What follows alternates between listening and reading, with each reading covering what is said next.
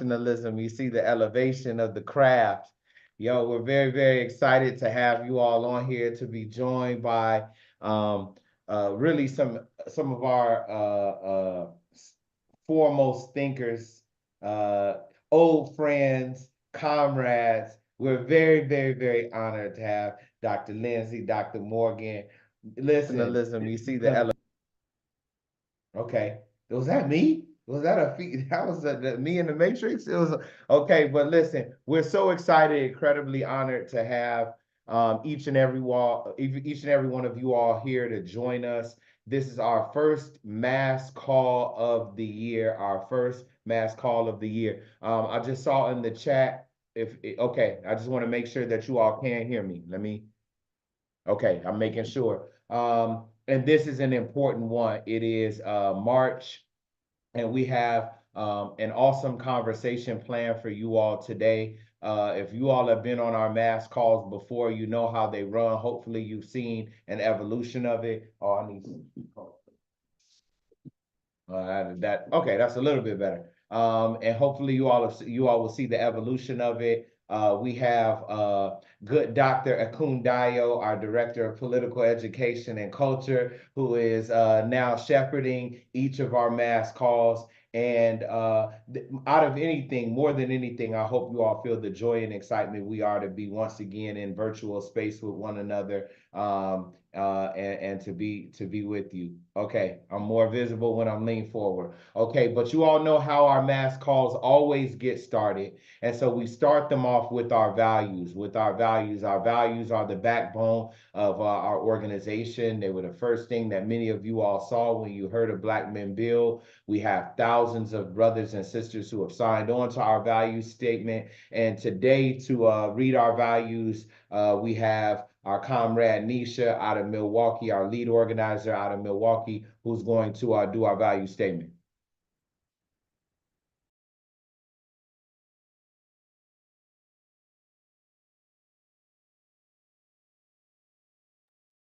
We got to get Nisha. There it is. There it is. Okay, can y'all hear me? Drop a nine in the chat if you hear me. Okay, y'all hear me. Okay, how y'all doing tonight? I'm Nisha, the lead organizer in Milwaukee, and I'm kick it with the value pledge. So, number one, we are critical thinkers.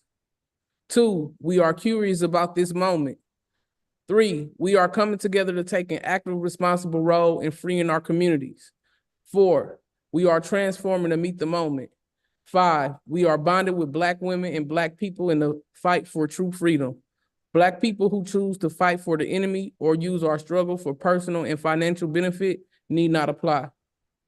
Yeah. So drop your 9 or some love in the chat. Appreciate you, Nisha. Hopefully it's starting to get warm up there. As y'all see, I'm in Miami. I was just enjoying a little bit of the weather. Hopefully it's gonna be spread around. We dropped the 9s in the chat. For those of you all who are new to our space, the number 9 symbolizes a great deal for each and every one of us. There's a lot of meanings in numerology for 9, but for us, it's what we call each other. 9 is the number of completion in some traditions. When you're feeling happy, you're on cloud 9. When you're dressed really well, they say you dress to the 9s. When you got a long story to tell somebody, they say, man, he gave me the whole 9 yards. So the 9 is just a very, very important number to us. It has far more substantive relevance to our political line, and you all will see more of that. But when you see 9s in the chat, that means somebody's just giving an affirmation. So hopefully you see a good amount of that throughout our conversation. Once again, this is our first mass call of the year, and every mass call that we have a very special section of that mass call that is my favorite section of every single mass call. Because when people hear that brothers and sisters are getting together, I know that there have been a lot of people that say, oh, I know about Black Men Build. What are y'all doing over there? And I love to be able to say, you know what? We loving on each other. We're talking about love. We're talking about love being a foundational principle, a foundational element of how we build with one another. And so this part of, oh yeah, the Ninth Ward is in the building too. This part of our mass meeting, our mass calls, is just called Who Do You Love? Who do you love? And so if you raise your hand, we're gonna give you 90 seconds to talk about who do you love. It could be what do you love, but we prefer who do you love. We prefer to know who is it that's bringing you joy and who is it that you love to reciprocate the love that they give you. And so this is one of my favorite sections. So if you just raise your hand, our moderators will call on you. I see Brother Adrian Martin out of St. Louis already in the queue. Just tell us about who do you love? 90 seconds, 90 seconds. Peace nines, peace nines. Peace, peace. So man, I love my big sister. She is the most amazing individual I have ever known. We was born to a mom who was on drugs, and she is literally the only mother I know. Like when I think about that role of a motherly figure for 39 years is my sister. And 4 years ago, she had stage 4 cancer, and she stumped it out. You know what I mean? Like I'm talking about stumped it out. Lost her house, bounced back. Now she's in a bigger house. Woo! And last year, her son's father shot her son in the neck. He lived. And we walked that down together as well. And my sister is thriving. She's loving. She's caring. She's uplifting. She's everything that I needed to see a woman to be. So I just want to make sure I put that in the universe and the ether to all sharing souls that I love Alana Mignon Martin with everything in me.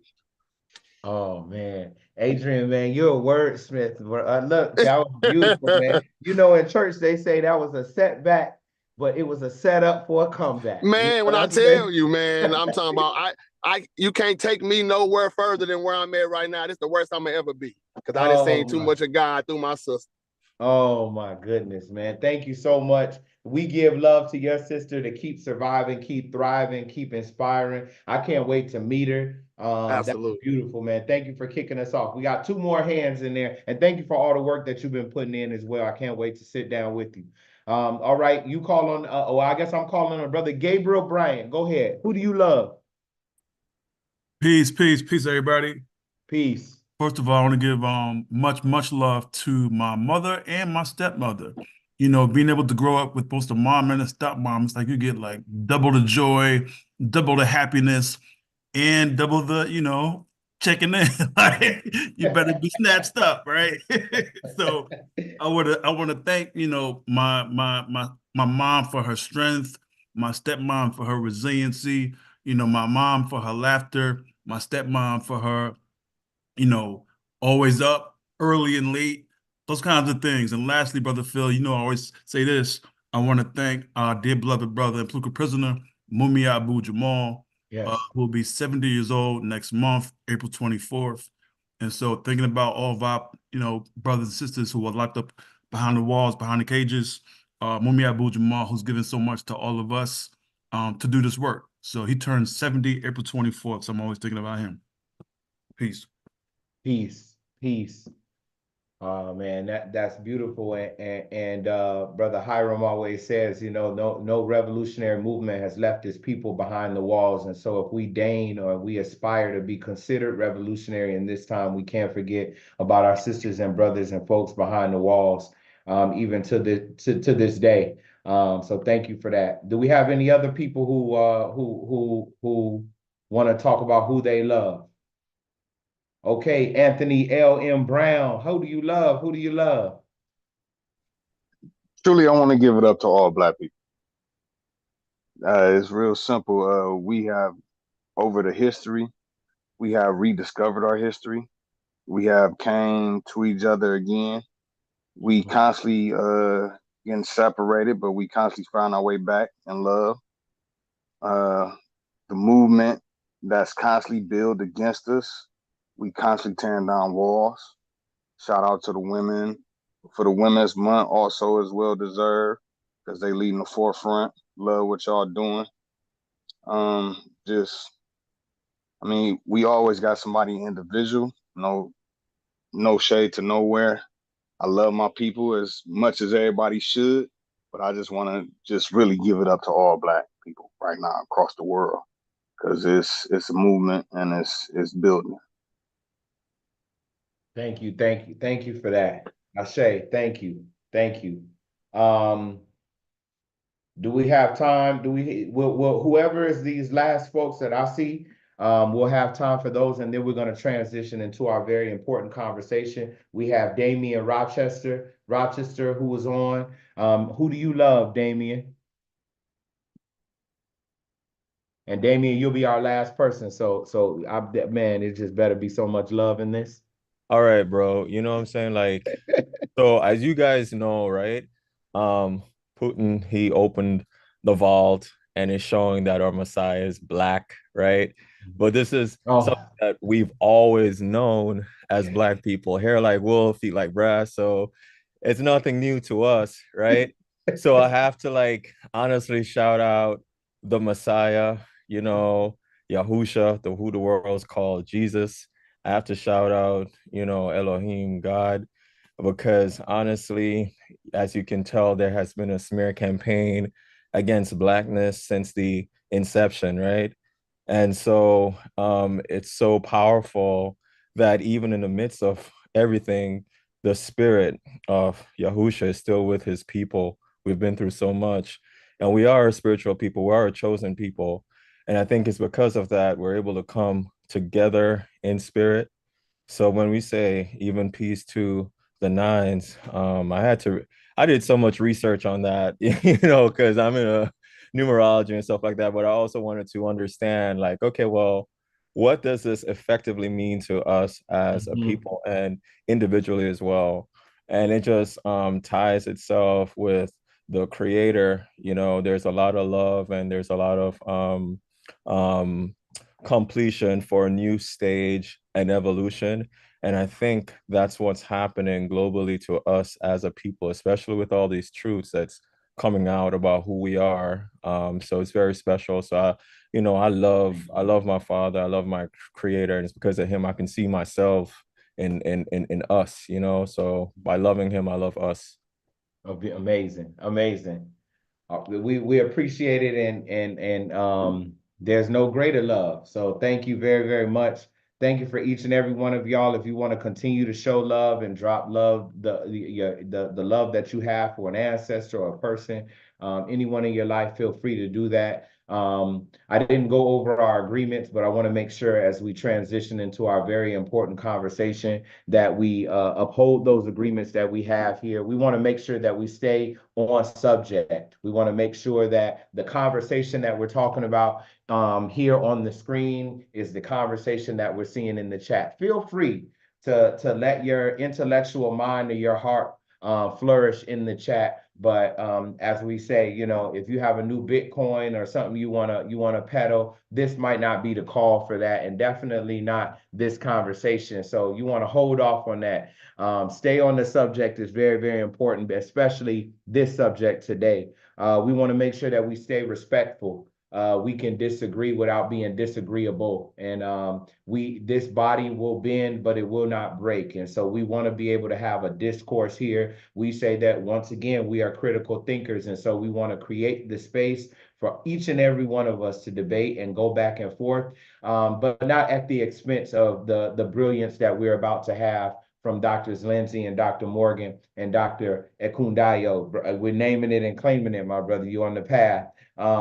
And so respect is the name of the game, and we're really, really, really, really incredibly honored and excited. If you've been a part of our mass calls, one of our objectives is to make sure we give you a sober analysis of the moment, the time, the cultural zeitgeist moments, but also that we bring to you the preeminent organizers, writers, thinkers, the cultural critics of our day.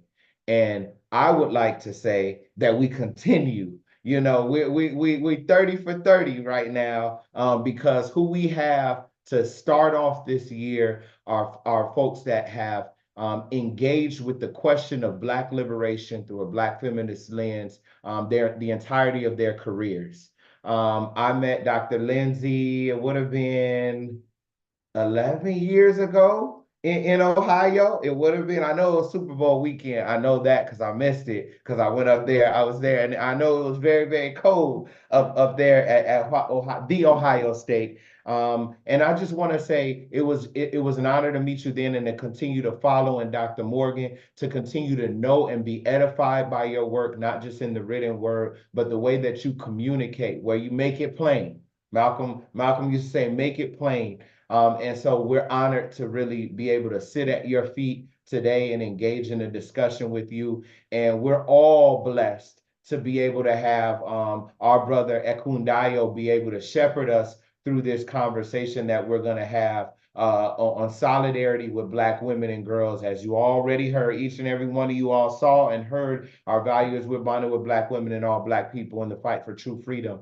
And so to start off this year's series of mass meetings, we thought of no better people to do it. And so I'm going to hand over the virtual mic over to you, Brother Ekundayo, to lead us through this conversation.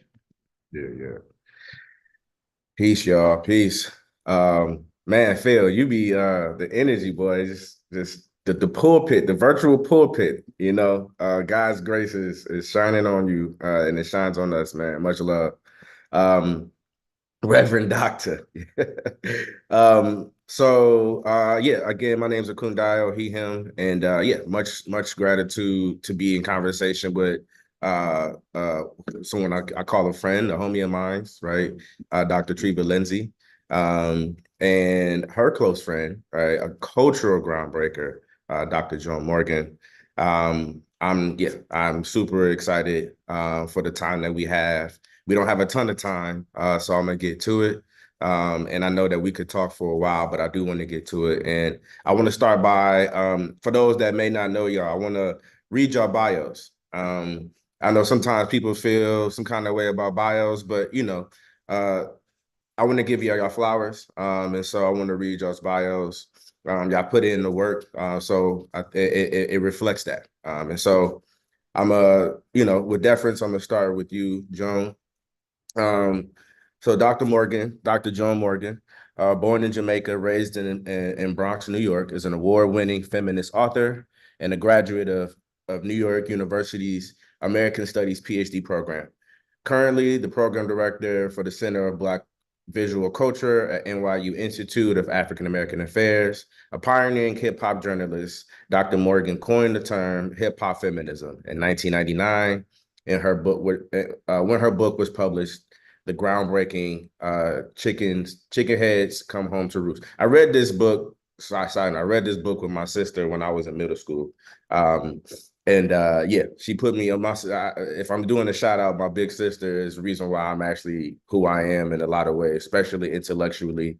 Her book has been used in college coursework across the country, regarded internationally as an expert on the topics of hip hop, the Caribbean, gender. Dr. Morgan has made numerous TV and radio and film appearances, among them HBO Max, Netflix, Lifetime, MTV, BET, VH1, CNN, WBAI's The Spin, and MSNBC.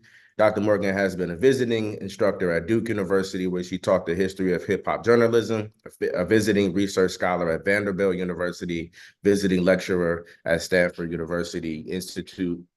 Sorry, y'all. Family going off. Stanford University's Institute for the Diversity of Arts, where she was the recipient of the prestigious 2013 Dr. St. Clair Drake Teaching Award for her course, The Pleasure Principle, a post-hip-hop search for Black feminist politics of pleasure. She is the visiting scholar. She is the first visiting scholar to ever receive the award. She is also a recipient of the 2015 Woodrow Wilson's Women's Studies Dissertation Fellowship, the 2015 Penfield Fellowship, the 2016 American Fellowship Award, and the 2020 finalist for the ACLU Emerging Scholars Fellowship. In 2018, she published her book, She Begat This, 20 Years of Miseducation, Lauryn Hill, another book that I read with numerous people together in the audiobook, celebrating the 20th anniversary of the acclaimed and influential debut album. Her writing is interdisciplinary as she explores the ways in which music, literature, history, feminism, and the arts provide an entry into her work. Give a warm, super hot Miami welcome to Joan Morgan. Yes. So if you want to sit that there for a minute. Yeah. See all that love. See all that love. You know what I'm saying? Let's make the space for it. All right. And Treva, Dr. Treva Lindsey, born in Washington, D.C. I don't know if they call it the Chocolate City anymore, but it's still black as hell. Is a professor at the Ohio State University, co-founder of the Black Feminist Night School at Zora's House, and founder of the Transformative Black Feminism Initiative at Ohio State University. Her research and teaching interests include African American women's history, Black popular and expressive culture, Black feminisms, hip hop studies, critical race and gender theory, and sexual politics.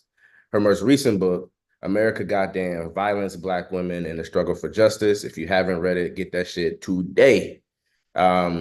Received a star review and was described as required reading for all Americans. I would extend this, say, for all people, all Black people, all people on the planet to read this book. Her first book, Colored No More, Reinventing Black Womanhood in Washington, D.C., was a Choice 2017 Outstanding Academic Title. She has published in the Journal of Pan-African Studies, Souls, African and Black Diaspora, the Journal of African American Studies, African American Review, the Journal of African American History, Meridians, Feminism, Race, Transnationalism, Urban Education, the Black Scholar, Black Feminist Studies, and Science.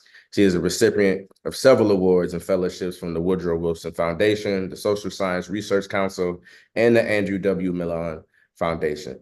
She was a 2021 ACLS Mellon Scholars and Societies Fellow. She was the inaugural Equity for Women and Girls of Color Fellow at Harvard University from 2016 to 2017. In 2022, she received the Ohio State University College of Arts and Science Mid-Career Faculty Excellence Award.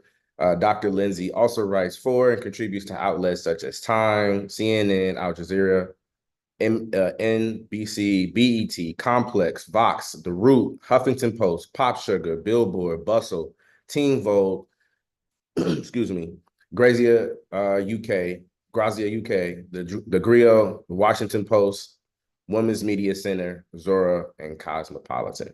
Please give a warm, hot, Miami type hot welcome to Dr. Treva Lindsey.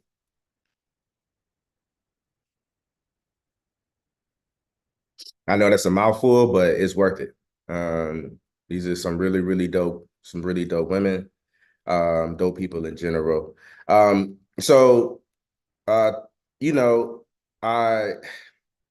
want to soften the landing. I got some pretty serious questions. And so I want to just, soften the landing a bit, and as Phil said, at Black Men Build, we value family.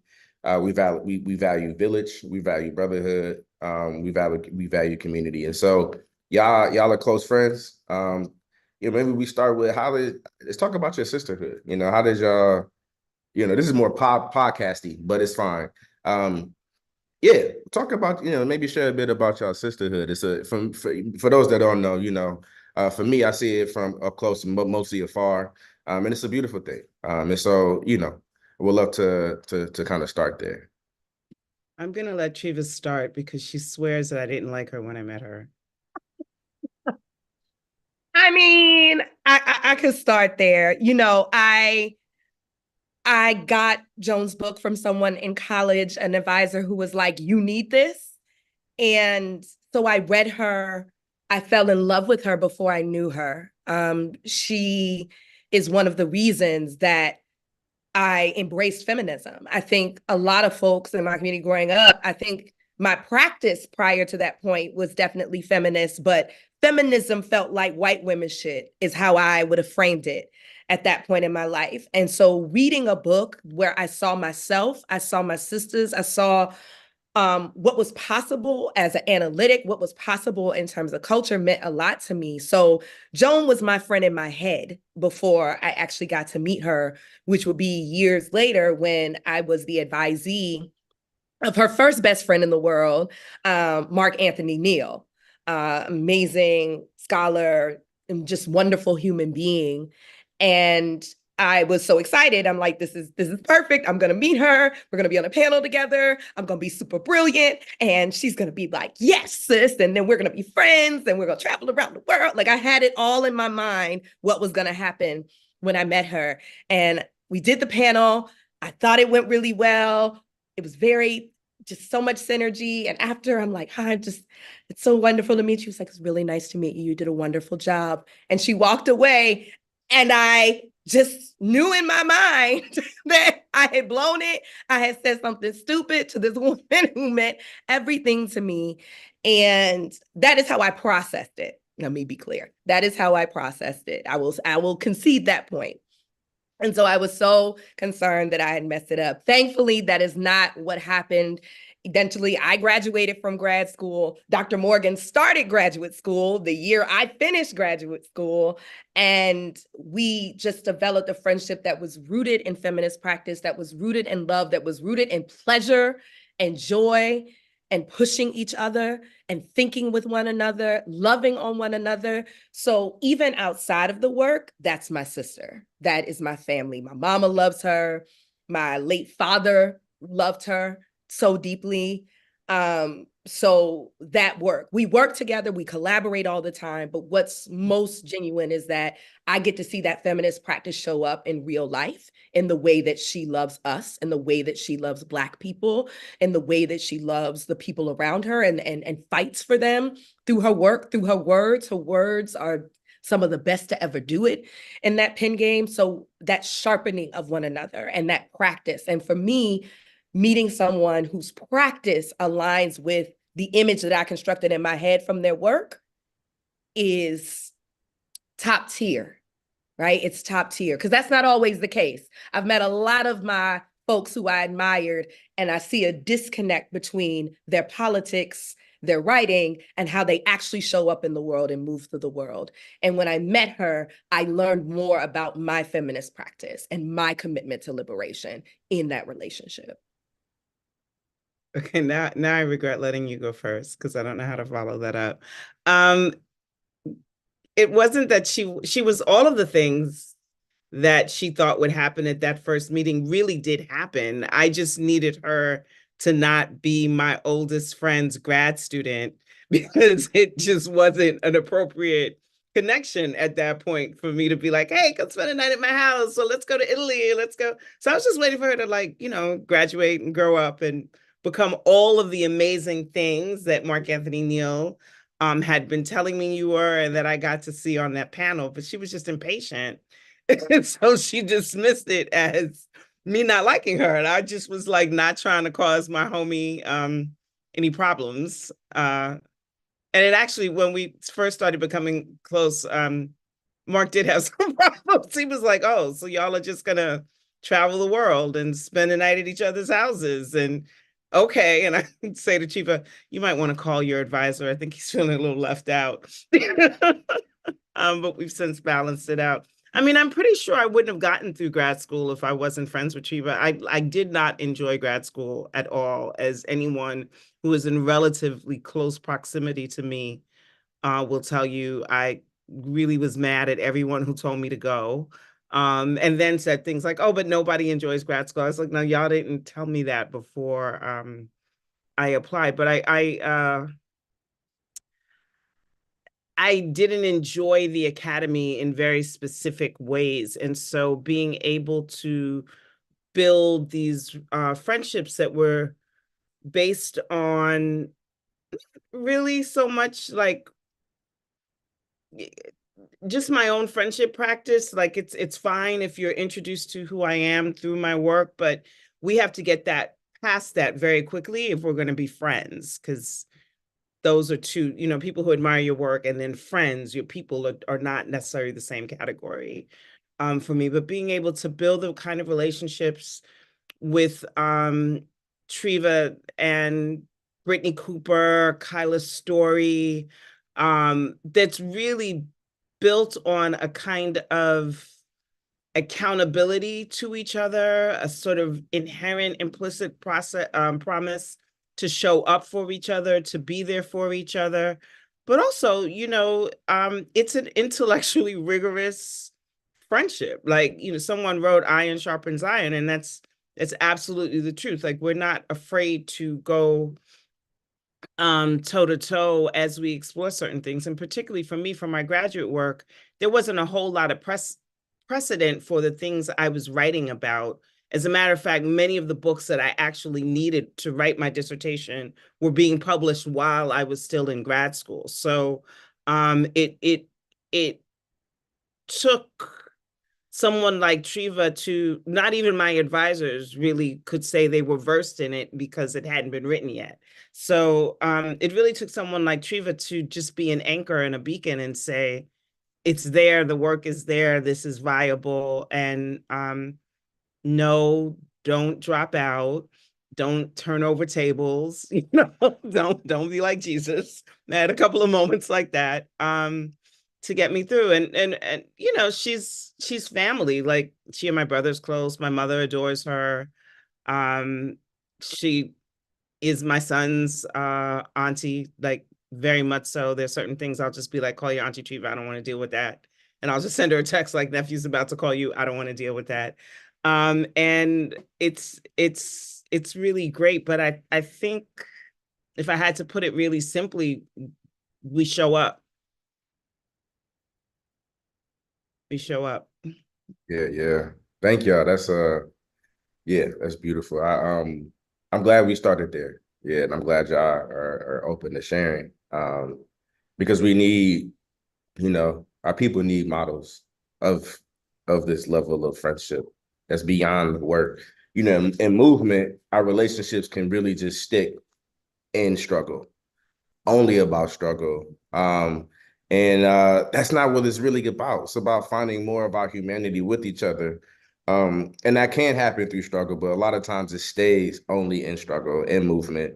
And so it needs to be more, it has to be more. So much appreciated. I'm gonna get it started. So let's start with hip hop. Hip hop has and is a big part of y'all's career and work, and continues to be. Could you talk more about your relationship with hip hop and hip hop feminism? I guess contemporarily. And additionally, what are you excited about in hip hop today, if anything at all? So whoever wants to start, feel free. I can start. I don't have much of a relationship with contemporary hip hop at all. I actually that doesn't surprise me. I was a music journalist for many, many, many years. I used to look at the 40-year-old music journalists and go, yeah, I'm gonna be out by the time I'm 40. Part of what actually makes you a really sharp music journalist, and in some ways a cultural critic, but part of what made the cohort of writers I came up with and myself really good is that our finger was on the pulse of the culture in a very intimate way. So we were writing on culture, reporting culture, and creating culture all at the same time, which I really know is my strength. So I'm not, I am literally a product of the South Bronx in the 70s. And so I'm not, there's a reason that I don't write on, I don't know, classical Mozart's period in Vienna. I like it, but I wasn't there and it's not my shit. So I don't write about that. And then also just, I do book reviews sometimes for the New York Times, and the last one I did was on Southern rap. And when I accepted it, I said, why are you really accepting this? Because you don't listen to Southern rap. But it was a thick volume, and I knew in having to review it, I'd have to figure out what my relationship was to the music. And I was very clear by the time I finished why. Like, I'm a writer. Part of what has always attracted me to hip hop, even before I put pen to paper, is the wordplay. And we don't, there's no more of like, the urban griot and his rhyme book or whatever. It's like you mumble some shit, you drop a beat, and you keep going in. This is the way that, the technology has changed and the techniques have changed. So you really go in until that thing that you're saying fits in the beat a certain way, and then you do the next line, which is absolutely not interesting to me at all. However, I feel perfectly fine with that. I'm not making, I try to really tell my peers who are like, hip hop is trash now.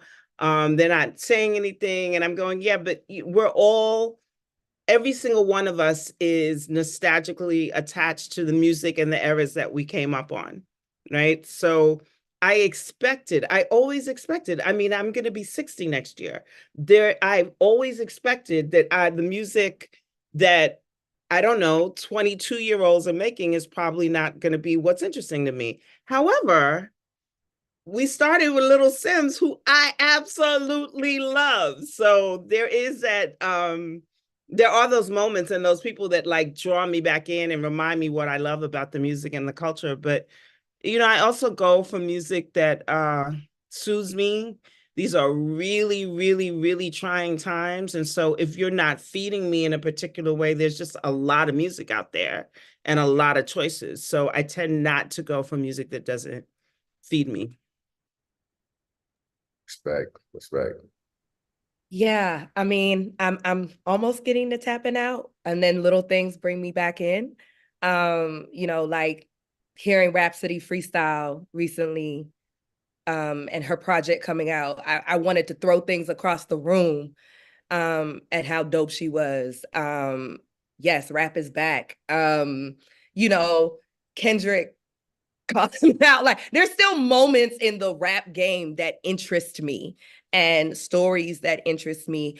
I think from the scholar side, I'm interested in the fact that something, Joan, that you built and put a name on 25 years ago, literally almost to the day in certain ways with the publication of your book, is that I read theses now that are about hip hop feminism and the possibility of that. I see hip hop feminism and approaching therapy. I see hip hop feminism and approaching how a classroom is shaped.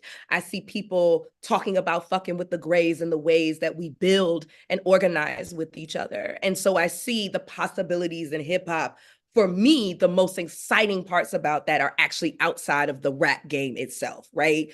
I mean, I think the industry as it stands, yes, there are great artists. I saw people listen, some folks in the thing. I'm listening to Tierra Whack. I'm listening to Lil Sims. I'm listening to a number of artists that are pushing me and having me think about things.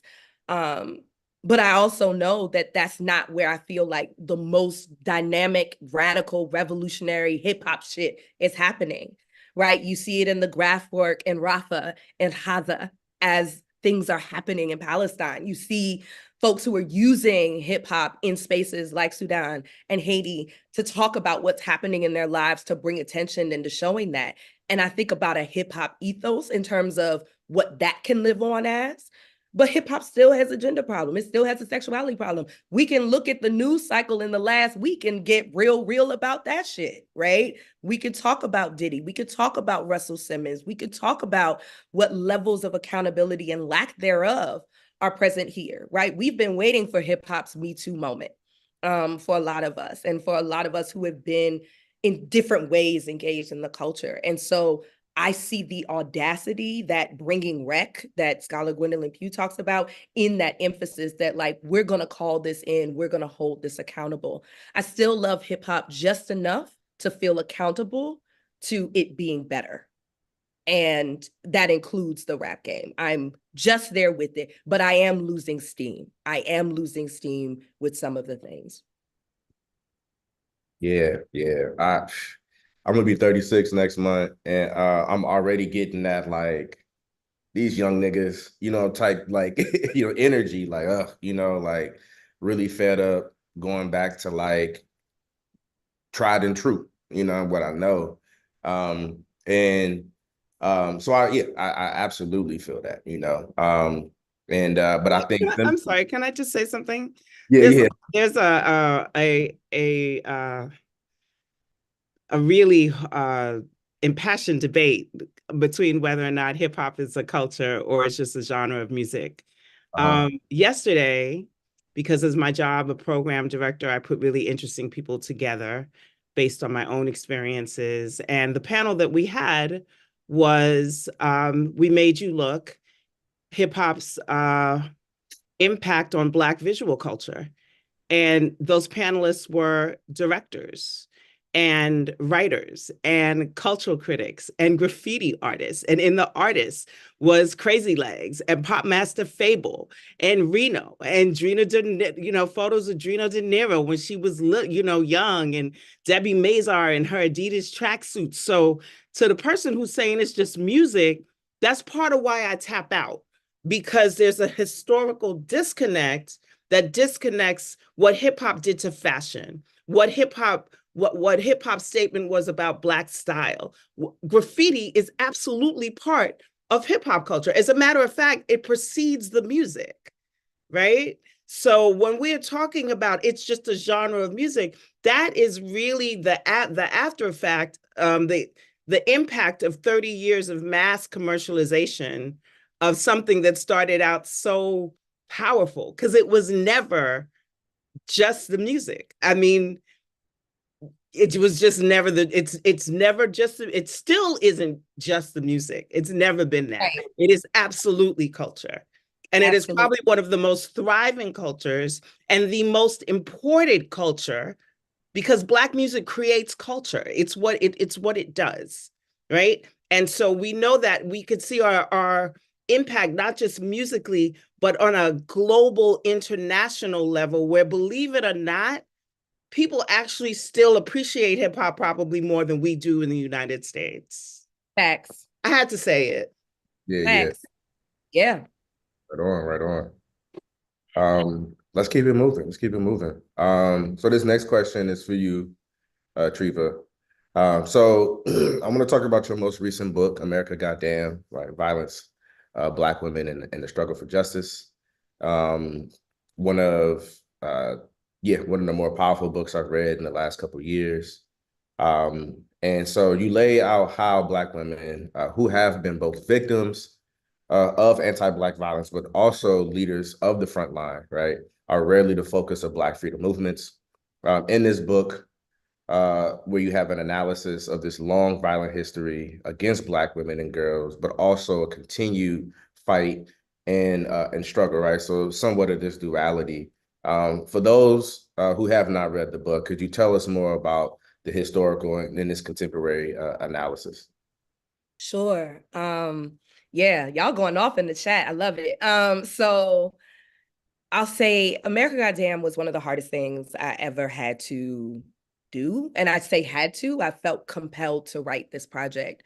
I kept being confronted with the realities of violence against Black women, girls, and gender expansive people in my own, in my life, right? One, as a survivor of multiple forms of violence myself, but also literally being home during COVID and seeing a man throw a woman out of a car and pulling over, intervening in that situation and all that ensued there. So wanting to protect her, the police get on the scene, and now I want to protect him too, because I know what the police do, right? And this is in 2020 amidst the uprisings. And so trying to find a way to process that kind of moment. What do I do with intracommunal violence? What do I do with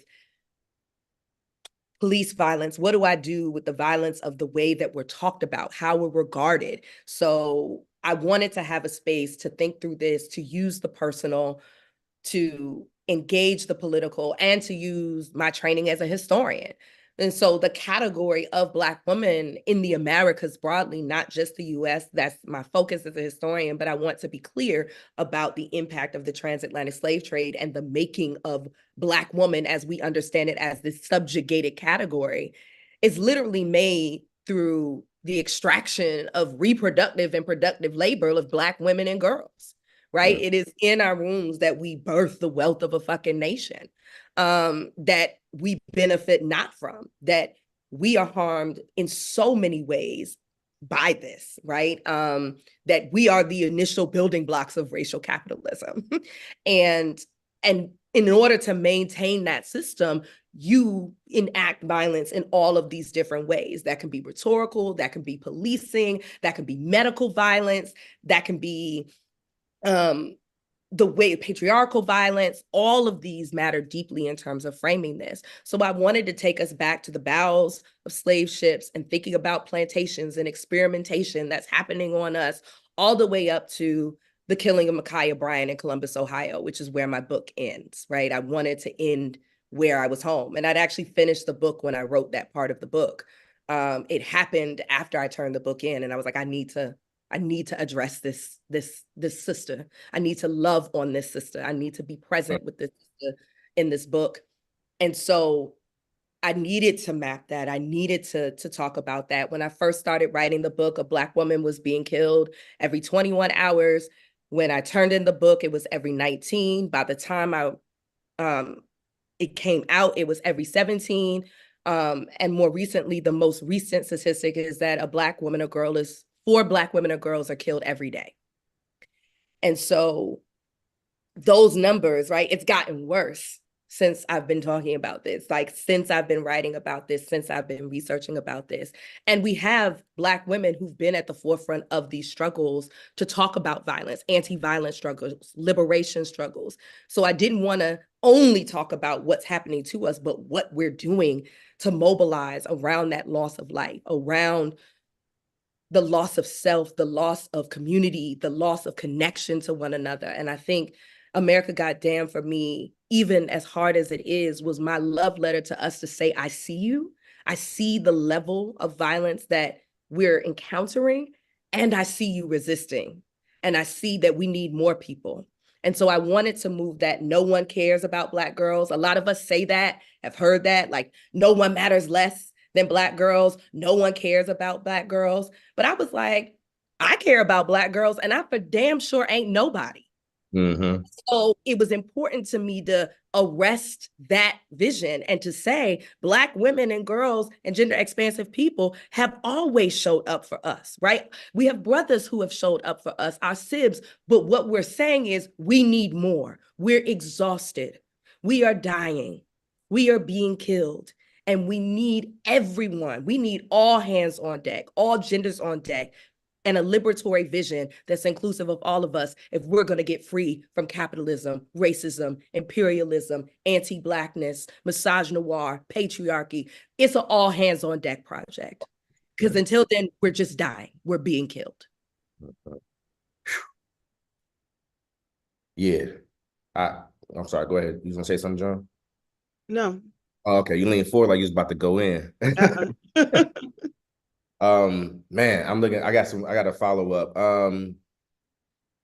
Since I know the book isn't just a manifestation of that time, I know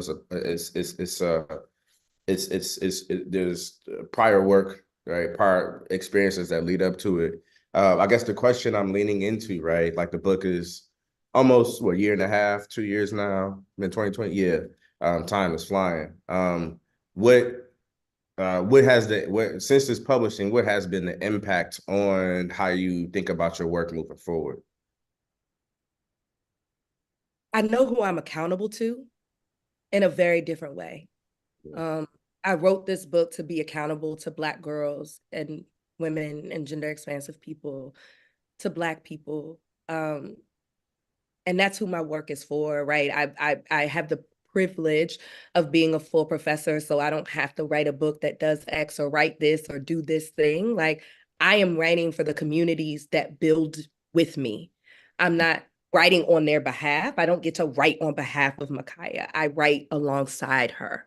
I'm in community with. I'm not speaking for people. I am vocalizing something within a community, that this is one of my strengths, a growing strengths, is to write, is to talk, is to engage.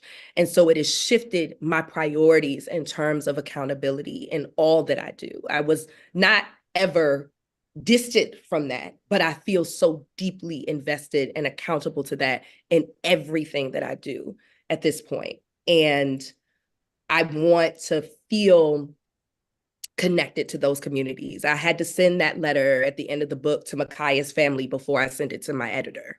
Mm-hmm. I wanted to make sure that they saw their loved one in there. I don't want us to be objects of studies. I don't want us to be numbers or statistics. I want us to be living, breathing, life-affirmed people, even when we've become our ancestors, right? I wanted you to know about her TikTok videos or her nickname or these things. So I also took a more life-affirming approach to how I study the murderous ways of capitalism and anti-Blackness. Like I had to get clear about how I was going to talk about us and our struggles in ways that were meaningful.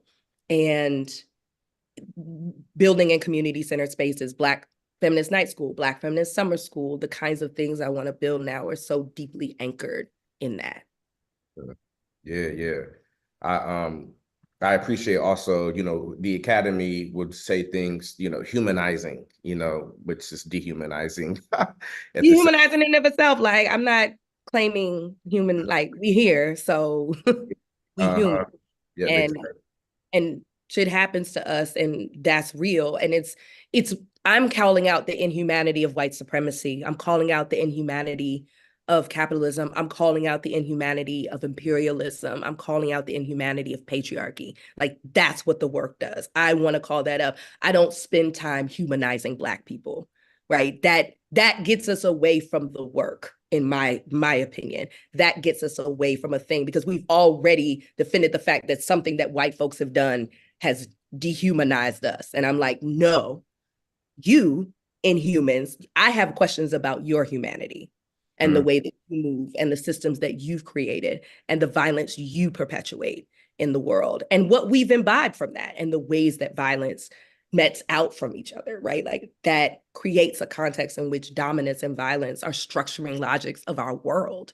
And I want love. I want freedom. I want to practice that. That's why pleasure is so important to my work too. I'm practicing freedom even amidst the condition of unfreedom. Thank you. Which I think actually, that's a good segue to my next question, which is for you, Joan. Something that from Black Men Build's inception, healing and dealing with grief has been a big part of our work. And this year is a very big part of our work. And I can say more, but I would rather, you lift that up in your work. So could you talk about your Black Rest projects? I was actually in the conversation, the homie Marshall was on the call. He was talking about his experience with your program in New York, and which really made me lean into this question more. But could you talk about the Black Rest Project and particularly maybe the opening exhibit, Rest is Power, and additionally, the second part to this question, for men, right? How can resisting and dealing with grief strengthen our people and strengthen our movements? I will answer both of those parts, but I want to say something, just given the audience and who's calling Treva and I to gather and share. I want to address something that she said, because I think that part of the difficulty with what we do, I know this in terms of the intent of my work, and I know it also in terms of craft, right? So the primary way that I communicate is as a writer, and if I'm doing my job, it should seem effortless to you. Like you shouldn't see the effort. You shouldn't see, I want the words to sing. I want you to feel pleasure in reading it, even if I'm talking about difficult things. Part of what makes America Goddamn such a brilliant book is that it's in taking really hard information and making it palatable enough for you to sit with it and not run away from it. Black feminism is Black liberation work. And I think often what people don't see is how hard it is and how draining it is and how exhausting it is and what is happening, because I was there when she was producing the book, like really all her girls are like, Treva, the next thing you write has to be happy. Like we've just put like a moratorium on like heavy shit. My day to day was spent since yesterday turning down all kinds of various documentaries, media calls, to have something immediate to say about Diddy. One, I'm a journalist. I already know the story's unfolding, and a comment is too early to make at this time. But it is really exhausting to be talking about the same shit over and over and over again, to talk about patriarchy over and over again, misogyny over and over again, and feel like the wheel sometimes, like a hamster on the wheel, like you're just saying the same thing over and over again. I know that that feeling is a product of the exhaustion. I know that we have certainly made progress in ways that we hadn't prior to chicken heads existing, hip hop feminism existing. But I want to say that I think if we can just be real, very real about it, I think Black men don't know how much we need the affirmation from you to keep doing what we're doing. You know what I mean? Like, we actually, like, this space is actually really wonderful. But if you want to know a very simple revolutionary thing to do, be kind to a Black woman tomorrow. You know, give it that, like, we all love to know that we're strong. We like to know that we are beautiful and kind and thoughtful also. You know, be kind to just go out of your way to be to someone who you know is doing the work that is keeping the community going. We have a plague of exhaustion amongst us. And that is why the Black Rest Project exists. Shout out to Trisha Hersey and the NAP Ministry, because she was really not just my inspiration, but my model for this. But the grind of capitalism and the ways that we have ingested it to define our we've done this to ourselves, define our very humanity. When someone asks you how you are, you answer with what you do. It's a problem. And, you know, everyone had to keep their ass home for COVID. And I came out of COVID tired, like absolutely tired, but also like just really amazed at how many people would not allow themselves to like sit still. I got asked to do lives, I felt like every other day. And I was like, what is it that y'all are doing lives about? You know, like we are really, really, really facing millions of deaths and the inability to actually sit with that and mourn it and grieve it is really reflective of the particular kind of diseases that capitalism and by extension patriarchy produce. And so, you know, my director, who's also was my mentor in grad school, and my dear friend, Dr. Deborah Willis, we deal in visual, like our activism at the center is a visual activism. And it's like, if you don't see Black people resting, you kind of don't give yourself permission to rest. Like, then a number of people have told us that they actually feel guilty when they rest. And so the first step in this project was to form an advisory council. And I'm very proud to say many of them, our collaborating partners, are in Columbus, the Maroon Arts Project. Shout out, Marshall. I know you're on the call. Zora's House, the Black Feminist Institute, the Ohio State, the Black Historic, Picturing Black History Project.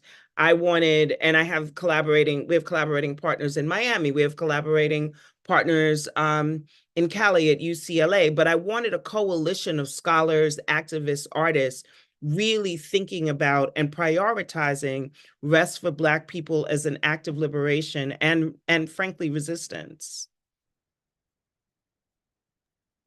Indeed. You know, there's I'm looking in the chat, and my wife, my partner, feeling guilty when rest is something that we had to unlearn is heavy. I mean, even, you know, it's wild, right? Like the mind fuck to be like, resting is not for me. Resting is not, I'm not afforded to resting. Resting as my human body actually needs to function, like as much as eating and breathing, and is wild. Could you say a little bit more about how those, that maybe in a little bit more detail, how those that project, like maybe some testimony, like how people feel when they're in it, they're experiencing it. What has that been like? That's been really beautiful. One of the first things we did as a group, or the collaborating group, was to meet in Venice, in Italy. We were able to partially fund 12, I want to say, of the collaborating partners. And we gathered in Venice in a really beautiful building called Casa Artem, which is on the Grand Canal on the water. And so part of it is that we wanted to rethink how we even think about labor, how we're doing the work. I structured it so that the day started at 10 and it ended at 1. Like nobody could, quote unquote, had to sit in an office or a conference space past 1 o'clock. But I knew in the group of people that I put together that they would naturally keep, quote unquote, working. So we talked about rest over dinner. You know what I mean? We talked about rest on our way to a beach. We talked about rest on our way walking through a really beautiful city. I know that we have to work, but I want us to rethink how we think about laboring and who we labor for and who we do the work for, and how we can do the work in ways that continue to feed us. Having an exhibition that is very much against grind culture in a gallery that was, we were the inaugurating exhibition in the gallery, but the Academy itself is grind space. It is merciless. You are afraid to tell your professors that something has happened or you're falling apart, because so many of them feel like they were pledged and they were hazed and they went through it, that there's often not a lot of sympathy or recognition even of your own humanity. So to have a place facing Cooper Union, in one of the busiest areas of New York City, of Black people at rest, with the gorgeous words of Trisha Hersey's, like this text silk screen down huge walls, and it was open to the community. So we had school, we had like elementary school groups come in, high school students come in, dancers come in. We had people travel from other countries and other cities to come in and see it, and see these images that like were really in some cases foreign to them, of Black people resting. And our notion of rest was capacious. Like, so it wasn't just people sleeping. You might, like, some people might have been just at a beach or thinking. Some people, some artists really just dealt with landscape and the climate, the shifts, the beautiful dark light that comes through the trees in a forest, and creating that sort of visual solitude as an invitation to rest. And people really, for those 6 weeks, walked through and you could just hear the exhale. So the exhibition was the first incarnation. We have a panel in Paris actually in November with Dr. Lindsey, Dr. Jennifer Morgan, Dr. Tiffany Gill, Dr. Gayatri Gopinath, who are taking on different topics in rest that we hope will become a book at the end of the end. It's a 3 to 5 year project. We're nearing the end of it. We'd like to end it with a book. And then different people are doing things in their different spaces. Zora's House has a set of initiatives that'll be happening in Columbus. Picturing Black History added rest. Black rest is a whole category on their website, like redid the website to find images of Black rest, because they have access to all of the Getty Images archive, and have scholars write about it, to engage rest as a real resistance practice. So there are a number of things that have come out of our time together that I'm really proud of. That's amazing. Yeah, hopefully at some point I can experience this as well. Much appreciation for y'all's work, your work on this project. We need more of that, the imbalance, and going to get an imbalance in our struggle and our movements is so vast. We need spaces like that to continue so quickly.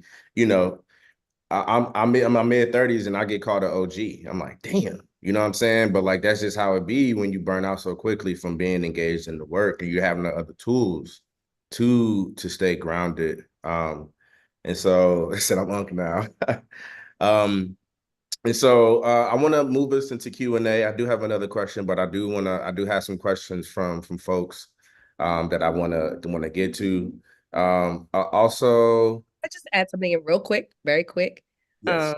Just about rest. One of the images, and I'm just thinking about this in terms of folks that they pulled, is like Rosa Parks meditating and doing yoga, and it's at the Highlander Center. And so there are images of us at rest. There are calls from the Zapatistas that talk about rest. There's calls in farm workers manifestos about what rest means. And I think some people have taken rest and been like, this is still like soft life, luxury life, that ain't nobody got time for this, and who can, and what does this mean?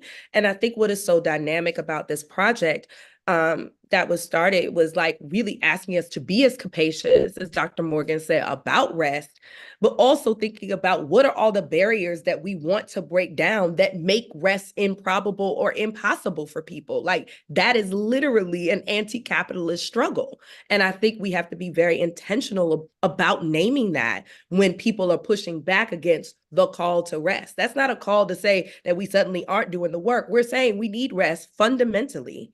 And also, when we rest, we dream better, we envision better, we love better, our intimacies are more dynamic. And you can't have unrested people coming together trying to envision. You've never had time to dream if you've done that. You've never had time to sit with your own breath and assess what you really need, want for others, want for those in your community if you haven't done that. Like it's imperative. And I think that people have wanted to classify that in this really, really false way. And I think rest has been called upon in Black liberatory struggles for decades. And I imagine that our ancestors absolutely are calling us to rest as well. Absolutely. Absolutely. We had a Black Men Build, we had a retreat in February at Highlander for this exact purpose. We was in there doing somatics and, really, challenging ourselves at our edges, to be vulnerable, to be intimate with each other, knowing that we have a battle, knowing we're always in wartime. It's always wartime. So what are we doing, right? And so that this is definitely affirmation. I'm looking at the chat. Okay, seems it's calmed down, but it seemed like there was a distraction for a while. And so seems like all right, I don't need to address it now. Phil, you came on. You want to say something? No, I'm just hype. I just wanted to do it. Yeah, we I didn't realize I was off camera. No, I'm just excited. The conversation in the chat flourished and looking forward to an email discussion, but I'm here for this. This is amazing. Yeah, right on. Yeah, let's build, Greg. But this ain't really the it's going on too long. So let's build in a way that we really can. And the chat don't seem like it's possible. But I do want to, there are a few questions that's been already lifted up. So I do want to I'm gonna read a couple and y'all can choose which I want to take on. I'm gonna read 3 and see what, go from there. So let's see. I've been wondering about, this is a question from Quay. I've been wondering about this transition of masculinity and hyper violent tropes being shifted to women in rap and wonder what your thoughts are on those shifts. Second question, how does critical race theory impact your work on an academic level? And the third question here, where do practices like meditation come into resting? I can put these in the chat too.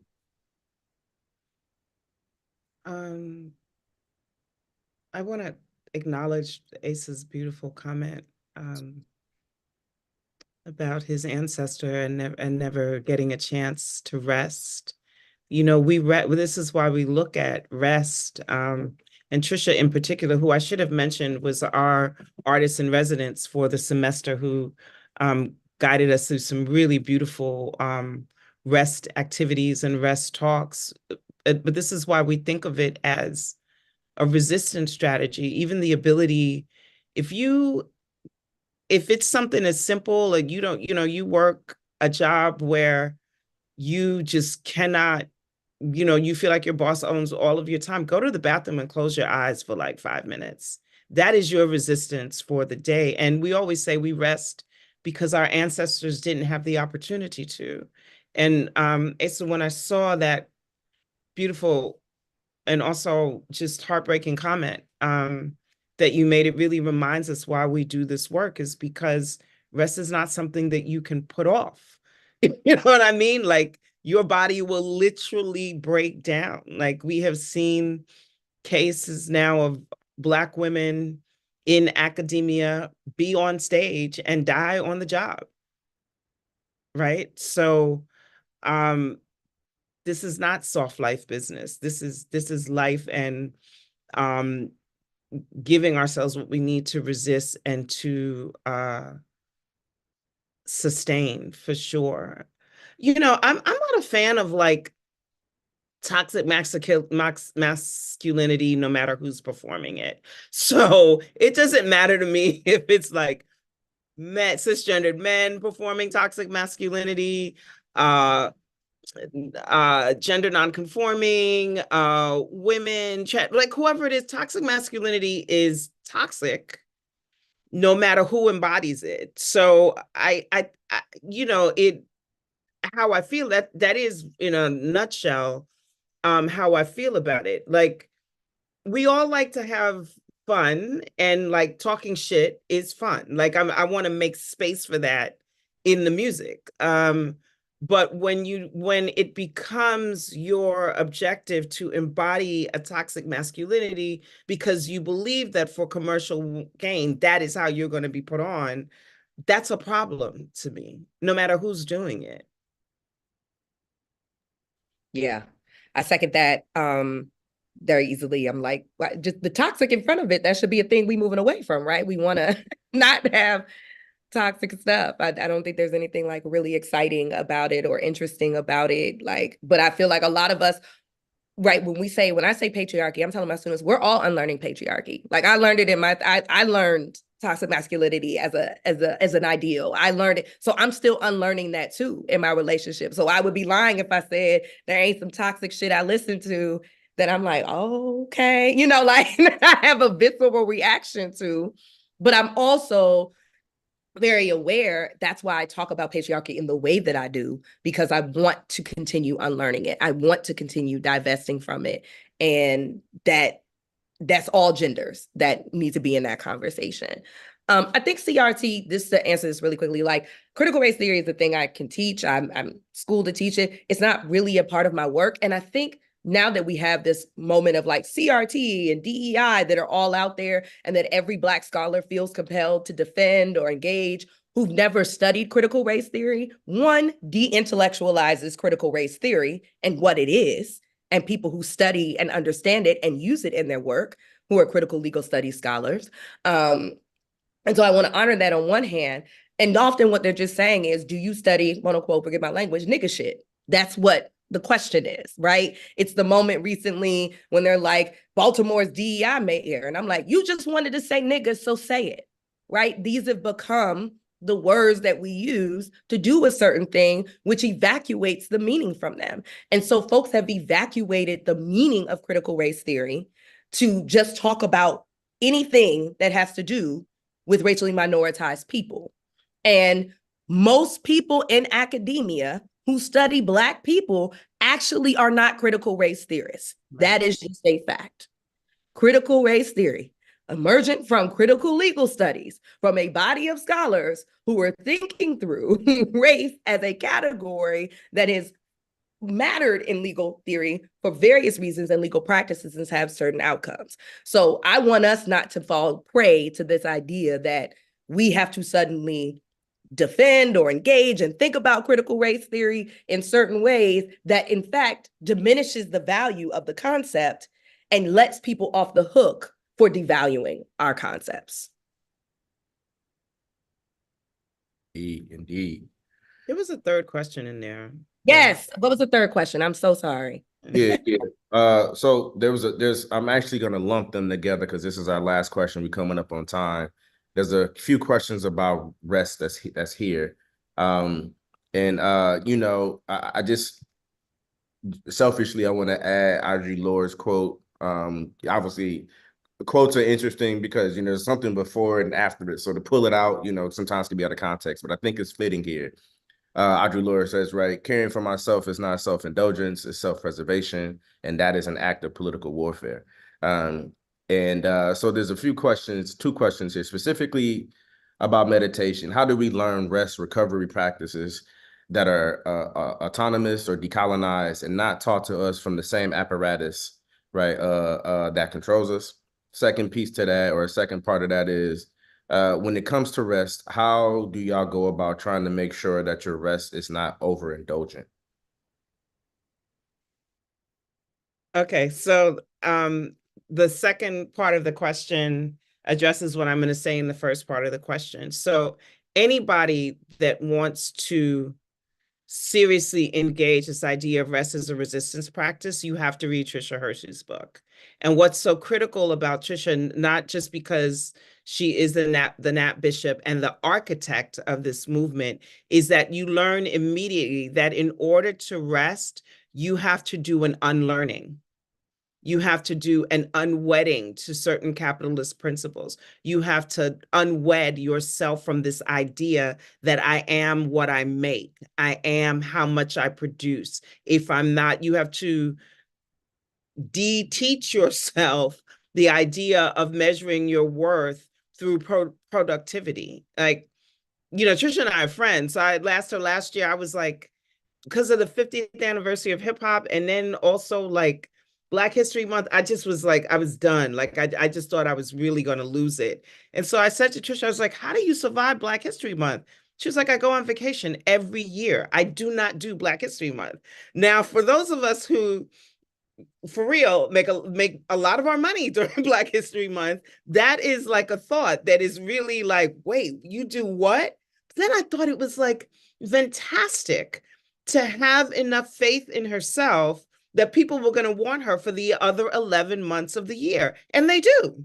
They really do. So the first thing you have to do is practice an unlearning. And part of the way that you do that is to read Tricia's book so you can understand all of the ways that grind cultures has like insidiously shaped our mentality and our lives, even when we're not thinking about it.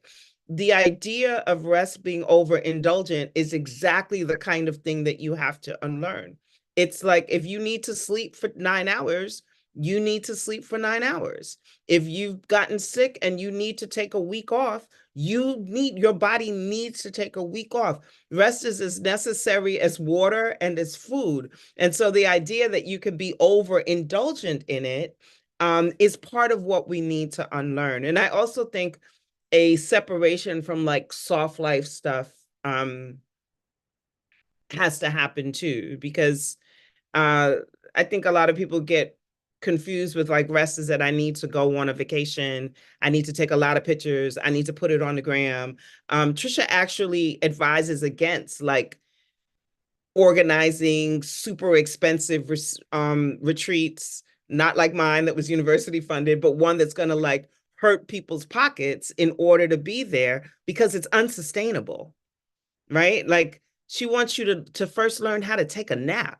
You know what I mean? Even if that nap is 4 minutes long before you, like, I don't know, buy tickets to go party in Bahia, learn how to take a nap and value it. And if you have trouble valuing it, say to yourself, these people that I am killing myself to produce for, what would they do for me if I was in trouble, if I was in need, if I needed more resources, if I had a health issue that my insurance didn't cover? Because COVID taught us not too long ago exactly how much these corporations care about you.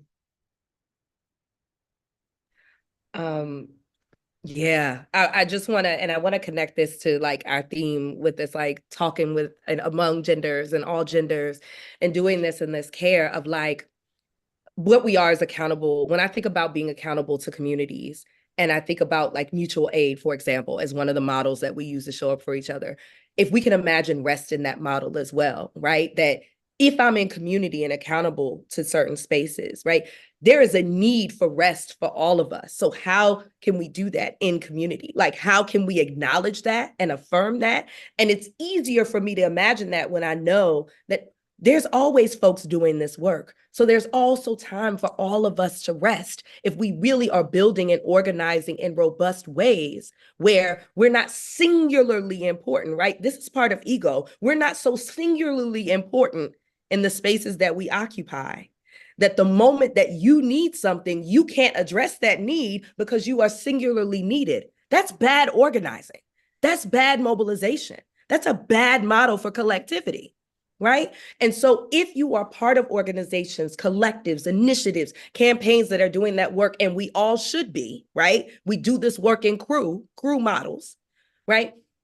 When you take rest, you are not sitting here overthinking and anxious about what's not getting done, right? Because you are in a community where various people are moving and doing that. And part of that, I think the work part of this is the easiest one for me. I'm like, you take your time, right? Work, right? That's an absolutely extractive model that we're all invested in. We got to pay bills. I get it, all of those things.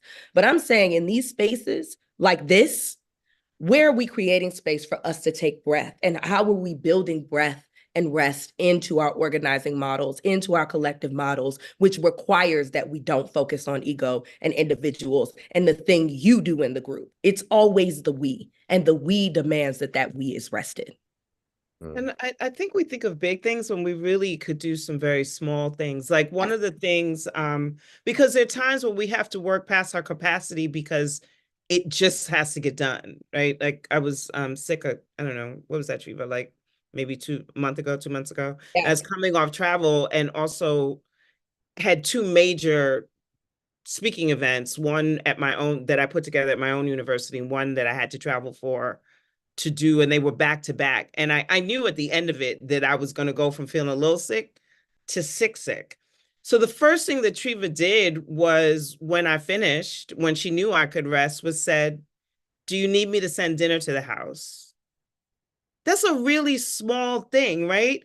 But when you know that you are about to just go in full blown, I can't do anything but be on the couch, knowing that somebody has your back enough to say, in another state, mind you, let me send dinner over so that if you get hungry, another girlfriend just did an Instacart thing at the supermarket and was like, okay, there's cold medicine, oranges, ginger, just those are things that allowed me to rest. So I didn't have to put my clothes on and go out in the street and get the things that I need to medicate. Yes, we do all need friends like Treva.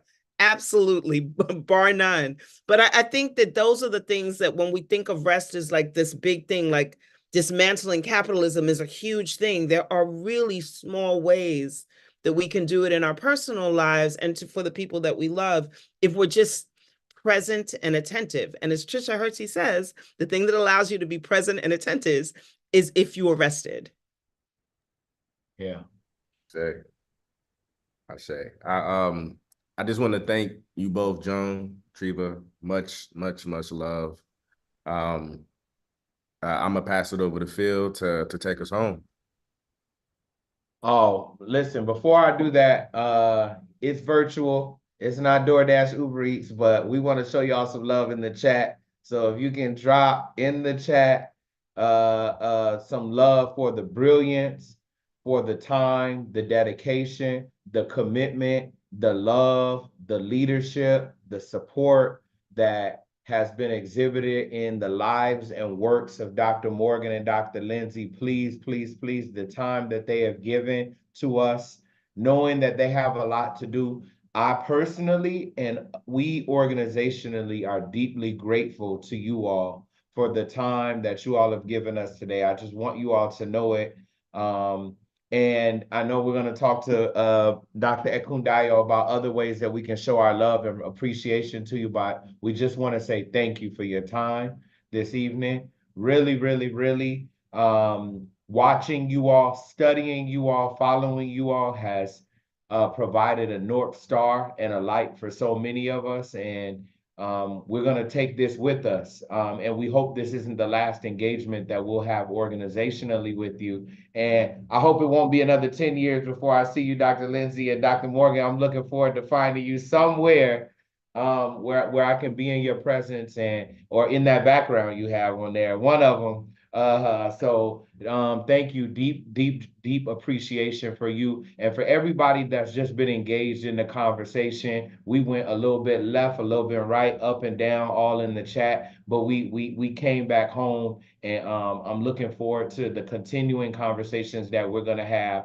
We want to respect everybody's time and show you all our love for you all by respecting your time. And so hold on, let me see here how to do this here so we can get everybody on here. Okay, there we are.